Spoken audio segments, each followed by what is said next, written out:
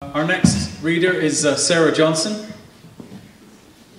For 3 years, Sarah has been writing both novel-length fiction and short stories.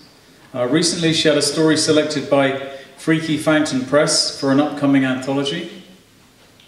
She asked too many questions, drinks way too much coffee, and every book she owns has a cracked spine. Sarah was also heavily involved in organising this event, and in fact the centrepiece is on your table. Sarah Johnson.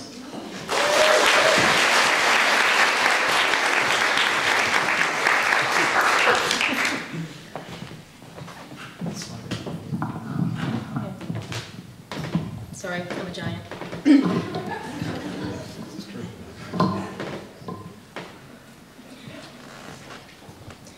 When our little brother drowned, I took damage, but Alex was destroyed. Mama and Daddy didn't say so, but they blamed him. I was 8 years old, and even I felt it. They blamed him, and he blamed himself. In my child's grief, I didn't see his need for my protection. Not once did I tell him it wasn't his fault, or try to pick him up the way he'd righted me countless times before. Alex was the golden god of my little universe. It never occurred to me that he was a child himself, 12 years old and splintering under the weight of guilt. Alex found Benny on a hot July afternoon. 6 months later, Gene Autry fuzzed out of our badly tuned kitchen radio. It was the second day of a 2-week furlough from school that would carry me through to a brand new year. Alex had retreated to his room, the door closing with a soft snick. Mama was passed out on the couch. I took the lack of supervision as license to snack my way through a bag of mini marshmallows while creating a precision-engineered work of festive art. My scissors grumbled through folded construction paper. Shafts of December sunlight burned across the table, singeing those bits of red and green confetti. A dozen handfuls of mini marshmallows, and many discarded prototypes later, my work was done. The radio had moved on to something sweetly sung in Latin.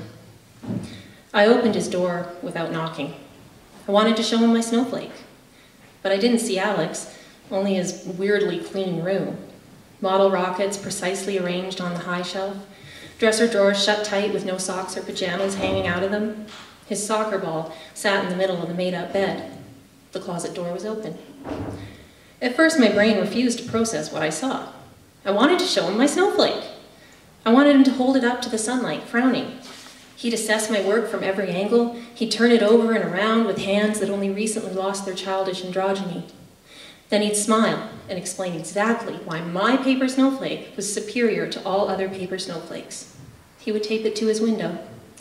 He would explain how people are like snowflakes, all related but different at the same time because of genes. But Alex couldn't smile, or explain, or tape a snowflake to his window. Somewhere between a red-nosed reindeer and Ave Maria, my big brother hanged himself in his closet.